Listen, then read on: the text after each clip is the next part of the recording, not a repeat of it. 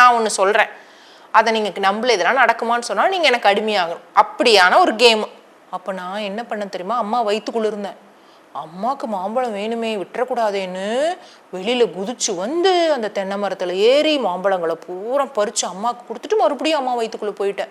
ஒரு முறை நான் வந்து காட்டு வழியாக போயிட்டு இருந்தேன். ஒரு முயல் ஓடிச்சு. நான் அந்த முயலை துரத்திட்டு ஓடினேன். திடீர்னு அந்த முயல் புலியாக மாறிடுச்சு. ஐயோ! நான் அந்த 4 பழங்களையும் பறிச்சுட்டு வந்து வீட்டில் வச்சு கத்தி வச்சு அந்த 4 பழங்களையும் வெட்டும் பொழுது ஒவ்வொரு பழத்திலிருந்தும் ஒரு மனிதன் குதிச்சு குபுக் குபுக் குபுக் குபுக்குன்னு வந்தான். எனக்கு ஒரு கதை சொல்றீங்களா? எல்லோருக்கும் வணக்கத்தின் அன்பான வணக்கம். இன்னைக்கு ரொம்ப ரொம்ப ரொம்ப சுவாரஸ்யமான ஒரு கதையோட வந்திருக்கேன். இது வரைக்கும் நீங்க கேட்காத, ரொம்ப யோசிக்க வைக்கக்கூடிய அருமையான கதை. இந்த கதையை கேட்டுட்டு நீங்கள் நிச்சயமாக யார் கேட்குறீங்களோ உங்கள் ஃப்ரெண்ட்ஸுக்கு, அம்மா அப்பாவுக்கு, ரிலேட்டிவ்ஸ்க்கு எல்லாருக்கிட்டையும் இந்த கதையை போய் நீங்கள் சொல்லலாம். அவ்வளோ ஒரு அருமையான கதை. சொல்லவா அந்த கதையை? ஒரு வழிப்போக்கர் அவரோட ஊர்லேருந்து கொஞ்சம் தூரம் போகிறக்காக போயிட்டு இருந்தார். வழிப்போக்கர்னா யாருன்னு கேட்குறீங்களா? இப்போ நம்ம எப்படி ட்ராவல் பண்ணுறோம்? Bus, car, bike, train, flight. அப்போல்லாம் நடந்து போகிறது, இல்லைன்னா மாட்டு வண்டி போகும், இந்த மாதிரி குதிரை வண்டி, இந்த மாதிரி தான் இருக்கும் இல்லையா? அப்போ நடந்து தான் நிறைய பேர் வெகுஜனங்கள் போவாங்க. அப்படி அந்த காலத்தில் நடந்த ஒரு கதை. அப்போ நடந்து போகிறாரு. ஒரு ஊரை கிராஸ் பண்ணும்போது அந்த ஊரில் இருக்கிற 4 போக்குரிங்க இவரை பார்க்குறாங்க. 4 போக்குரிங்கன்னா எப்படி சொல்கிறது, அவங்க திருடங்க கிடையாது, ஆனால் கொஞ்சம் ஏமாத்துற பேர் வழிகள், கொஞ்சம் யாராச்சும் இது பண்ணுறது, கிண்டல் பண்ணுறது, ஏமாற்றி அவங்ககிட்ட ஏதாவது வாங்கிக்கிறது, இந்த மாதிரியான ஆட்கள். இவர் வழிபோக்கரை பார்த்துட்டு அவங்க ஒன்று கணிக்கிறாங்க. நல்லா ட்ரெஸ் பண்ணியிருக்காரு, மூட்டை முடிச்செல்லாம் வச்சுருக்காரு, நிச்சயமாக நிறைய காசு வச்சுருப்பாரு. ஆனால் இவரை கொஞ்சம் ஏமாற்றுவோம், ஏதாவது பண்ணுவோம் அப்படின்னு 4 பேரும் பிளான் பண்ணுறாங்க. அதாவது போய் அடிச்சு பிடிங்கிற திருடன்கள் கிடையாது. அதே சமயம் அப்படியே நைஸாக ஏமாற்றி அவங்ககிட்ட இருக்கிற எடுத்துக்கக்கூடிய ஆட்கள்னு வச்சுக்கோங்களேன். அவர் அப்படி கிராஸ் பண்ண போகும்போது 4 பேரும் போய் ஐயா வணக்கம் அப்படிங்கிறாங்க. அவரும் வணக்கம் அப்படிங்கிறாரு. ஓ, இந்த வழியில் தான் போகிறீங்களா? எங்கள் ஊர் நல்ல நிழலாக இருக்கும், குளுமையாக இருக்கும், நீங்கள் வந்து தங்கிட்டு போங்க அப்படி இப்படின்னு பேசுகிறாங்க. அவருக்கும் டாடா இந்த ஊருக்காரங்க எவ்வளோ அன்பாக இருக்கிறாங்க அப்படி இப்படின்னு நினச்சிட்டு நிச்சயமாக தங்கிட்டு போகிறேன் அப்படின்னு எல்லாம் பேசிட்டு ஒரு மரத்தடியில் உட்கார வச்சுட்டு இப்போ 4 பேரும் அந்த வழிபோக்கர்கிட்ட பேசிகிட்டு இருக்கிறாங்க. அப்போ நம்ம ஒரு கொஞ்ச நேரம் டைம் இருக்கு இல்லையா, ஒரு விளையாட்டு விளையாடலாம் அப்படின்னு. என்ன விளையாடலாம்? ஒருத்தர் ஒரு கதையை சொல்லணும், இன்னொருத்தர் அதை கேட்கணும். கேட்குறவங்க அந்த சொன்ன கதையை நம்பலை, ஐயோ இதெல்லாம் நடக்குமாயா அப்படின்னு சொன்னால் கதை சொன்னவங்களுக்கு நம்பாதவங்க, கதையை கேட்டு நம்பாதவங்க அடிமையாயிடணும் அப்படின்னு சொல்கிறாங்க. புரியுது அவங்களுக்கு? இப்போ நான் ஒன்று சொல்கிறேன், அதை நீங்கள் நம்பல, இதெல்லாம் நடக்குமான்னு சொன்னால் நீங்கள் எனக்கு அடிமையாகணும். அப்படியான ஒரு கேமு அப்படின்னு ஃபிக்ஸ் பண்ணுறாங்க. சரி, எல்லாரும் ஒத்துக்கிட்டாச்சு. இப்போ இந்த 4 போக்குரிங்க இருந்தாங்கல்ல, போக்குரி வந்து வழிப்போக்கர்கிட்ட ஒரு கதையை ஆரம்பிக்கிறான். ஒரு நாள் எங்கள் அம்மா வீட்டுக்கு எதிர்த்தாப்புல ஒரு பெரிய மரத்தை பார்த்தாங்க. அதில் நிறைய மாம்பழங்கள் காய்ச்சி தொங்குச்சு. அது ஒரு தென்னை மரம். அந்த தென்னை மரத்தில் அத்தனை மாம்பழங்கள் காய்ச்சி தொங்குனதை பார்த்து அம்மா அப்பாவை கூப்பிட்டு, என்னங்க எனக்கு கொஞ்சம் தென்னை மரத்தில் இருக்கிற மாம்பழத்தை பறித்து கொடுங்க அப்படின்னு கேட்டாங்க. அப்பா சொன்னார், அதெல்லாம் அவ்வளோ உயரம்லாம் என்னால் ஏற முடியாது அப்படின்னு சொல்லிட்டாரு. அப்போ நான் என்ன பண்ண தெரியுமா, அம்மா வயிற்றுக்குள்ள இருந்தேன். அம்மாவுக்கு மாம்பழம் வேணுமே, விட்டுறக்கூடாதேன்னு வெளியில் குதிச்சு வந்து அந்த தென்னை மரத்தில் ஏறி மாம்பழங்களை பூரா பறித்து அம்மாவுக்கு கொடுத்துட்டு மறுபடியும் அம்மா வயிற்றுக்குள்ளே போயிட்டேன் அப்படின்னு கதையை முடித்தோடனே மற்ற 3 பேரும் பார்க்குறாங்க. எப்படியும் வழிப்போக்கன் இதுக்கு ஒத்துக்க மாட்டார், அதெல்லாம் நம்ப முடியாதுன்னு சொல்லுவார், நம்ம அடிமையாக்கிடலாம், அப்புறம் இந்த அவர்கிட்ட இருக்கிறதெல்லாம் கொள்ளையடிச்சிடலான்னு நினச்சா வழிப்போக்கன் நான் நம்புகிறேன் இந்த கதையை அப்படின்ட்டாரு. என்னடா, இப்போ 2வது போக்கிரி அவன் கதை சொல்ல ஆரம்பிக்கிறான். என்ன கதை தெரியுமா?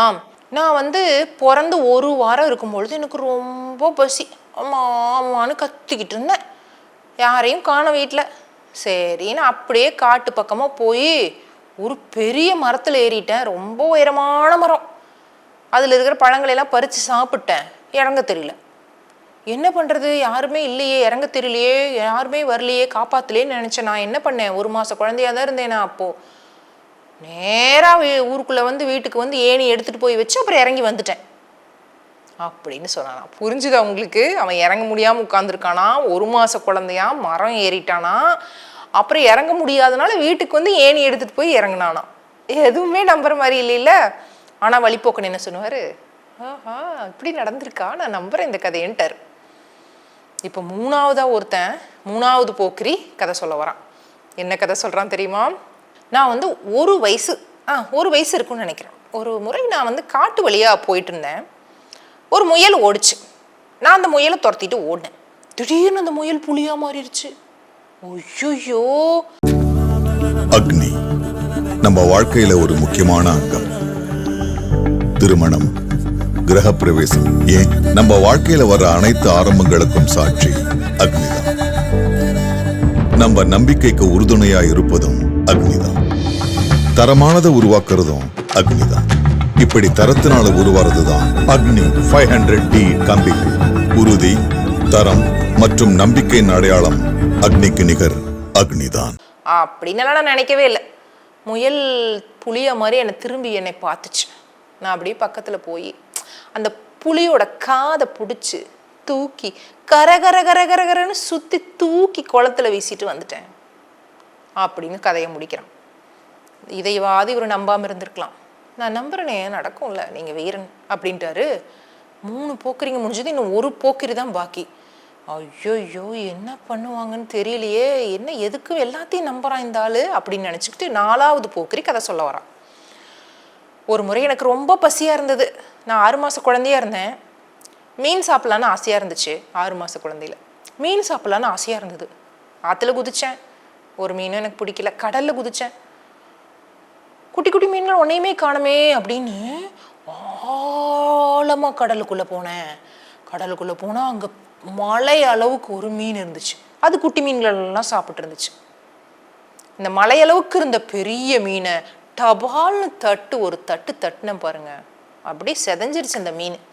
அங்கேயே சட்டி வச்சு வறுத்து சாப்பிட்டு வந்தேன். அந்த மீன் தான் எனக்கு ரொம்ப பிடிச்ச மீன் அப்படின்னு 4வது போக்கிரி சொன்னான். வழிப்போக்கரை என்ன சொல்லியிருக்கணும்? நம்பாமல் இருந்திருக்கணும்ல. இல்லை, நம்புகிறேன், பண்ணியிருப்பீங்க. நீங்கள் நல்லா வந்து மூச்சு தம் கட்டிட்டு நீந்துவீங்களா இருக்கும். பரவாயில்ல, நல்ல 4 பேரும் அருமையாக கதை சொன்னீங்க அப்படின்ட்டார். இப்போ யாரோட டர்னு? வழிப்போக்கர் கதை சொல்லணும். வழிப்போக்கர் கதையை இவங்க நம்ப மறுத்தாங்கன்னா வழிப்போக்கருக்கு இவங்க எல்லாரும் அடிமையாயிருவாங்க. இல்லை, நம்புற மாதிரி இருக்கணும். இப்போ என்ன சொல்லுவாருன்னு திகிலோட இந்த 4 போக்குறீங்களும் காத்திருக்கிற போது வழிப்போக்கர் கதையை சொல்கிறாரு. கொஞ்சம் வருஷங்களுக்கு முன்னாடி எங்கள் வீட்டு பக்கத்தில் ஒரு மரம் இருந்தது. அந்த மரத்தில் இலைகளே இருக்காது, கிளைகள் மட்டும் 4 இருந்துச்சு. அதில் ஒரு கிளையோட முடிவில் 4 பழங்கள் இருந்துச்சு. நான் அந்த 4 பழங்களையும் பறிச்சுட்டு வந்து வீட்டில் வச்சு கத்தி வச்சு அந்த 4 பழங்களையும் வெட்டும் பொழுது ஒவ்வொரு பழத்திலிருந்தும் ஒரு மனிதன் குதிச்சு குபுக் குபுக் குபுக் குபுக்குன்னு வந்தான். 4 மனிதர்களையும் பார்த்து அவங்களே நான் அடிமைகளாக வேலைக்கு வச்சுக்கிட்டேன். ஆனால் ரொம்ப சோம்பேறிங்க அவனுங்க 4 பேரும். சரியாக வேலை செய்யாமல் இருந்தானுங்க. ஒரு நாள் ஓடியும் போயிட்டானுங்க. அவங்கள தேடி தான் நான் இந்த பக்கம் போயிட்டு இருந்தேன். இன்னைக்கு அவங்களையும் கண்டுபிடிச்சிக்கிட்டேன். என் முன்னாடி தான் அந்த 4 பேரும் நின்றுட்டுருக்காங்க. கண்டுபிடிச்சிட்டேன். நான் சொல்கிற கதையை கேட்டுட்டு தான் அந்த 4 பேர் நின்றுருக்காங்க. அவங்கள கூட்டிகிட்டு போகலான்னு தான் வந்திருக்கேன் அப்படின்னு இந்த வழிப்போக்கன் கதையை சொல்கிறேன். இப்போ இந்த 4 போக்கிரிகளுக்கும் அப்படியே வேர்த்து போயிடுச்சு. ஒன்றுமே பண்ண முடியாதுல்ல. மறுத்தாலும் அடிமை, நம்ப மாட்டேன்னு சொன்னாலும் அடிமை தான். ஏன்னா நான் 4 பேர் தப்பிச்சு போனாங்க, அந்த 4 பேர் நீங்கள் தான் சொல்லிட்டாரு. சரின்னு சொன்னாலும் அடிமை. நல்லா மாட்டிக்கிட்டானுங்களா, அவ்வளோதான், கூட்டிகிட்டு போயிட்டார் 4 பேர்த்தையும் அவங்க தோட்டத்தில் வேலை செய்கிறதுக்கு. சோம்பேறியா ஏமாற்றி எல்லாத்தையும் இது பண்ணவங்க கொஞ்ச நாள் அங்கே வேலை செஞ்சு உழைச்சி தான் முன்னேறணுங்கிற முடிவுக்கு வந்ததுக்கப்புறம் அங்கேருந்து அனுப்பிச்சி விட்டாராம். கதை முடிஞ்சு போச்சான். இந்த கதை புரியலைன்னா மறுபடியும் முதல்ல இருந்து கேளுங்க, பொறுமையாக கேளுங்க. இல்லை அம்மா அப்பா கிட்ட போட்டு காமிச்சு அவங்கள மறுபடியும் சொல்லுங்கள், உங்களுக்கு நிச்சயமாக புரியும். அப்போ என்ன, ஏமாத்தலான்னு நினச்சா ஏமாந்து தான் போகிறது. அதுதான் கதை. ரொம்ப நல்லா இருந்துச்சுல்ல, எனக்கு ரொம்ப பிடிச்சது இந்த கதை. என்ன பண்ணுவீங்க இந்த கதையை கேட்டுட்டு போய் எல்லாருக்கிட்டையும் நீங்கள் சொல்ல போகிறீங்க. மறுபடியும் நிறைய கதைகளோட வணியத்தை உங்களை சந்திக்க வரேன். அது வரைக்கும் நன்றி, வணக்கம்.